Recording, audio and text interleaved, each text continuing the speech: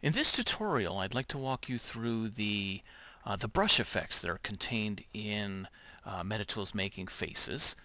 In order to access the brush effects, what you'll do is you'll click on the home icon in the upper left-hand corner. And as you do so, all of your options will appear on the screen. What you'll need to do now is you'll come down to the third row that looks like a bunch of drops, and you'll grab, well, let's grab the one on the right. The difference between the three of these three brushes is simply the viscosity of the brush. So the larger the drop, the more of the underlying pixels you'll manipulate when you apply the effect. So if you want to move a big portion of the image, you'll grab the larger drop. So I'm going to do that here. Okay, and what you'll notice here is that once I've chosen my brush, I now have a brush preview on screen. Brushes are always round, just so you'll know. And when you try to resize them by using the two-finger gesture, they do stay round, so you can't have elliptical-shaped selection areas. But anyway, so we'll grab a brush here, and I want to make it about this size. And you can see that I can also use a one-finger gesture. Hold down. I can move this all around screen. I can put it wherever I want it. I kind of have an idea already what I want to do here, so I'm going to place this down right here.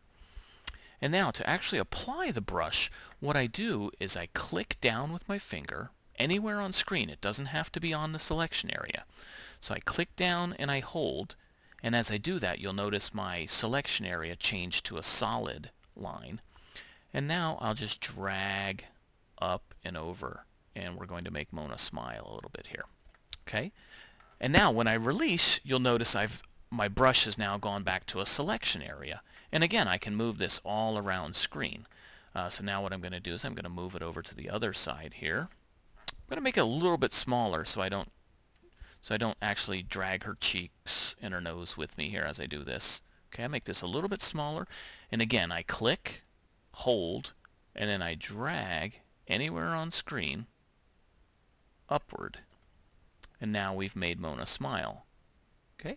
And as I do this, I can now hide my UI, and you can see that Mona is now smiling.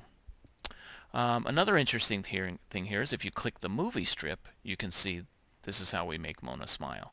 And we can speed the movie up,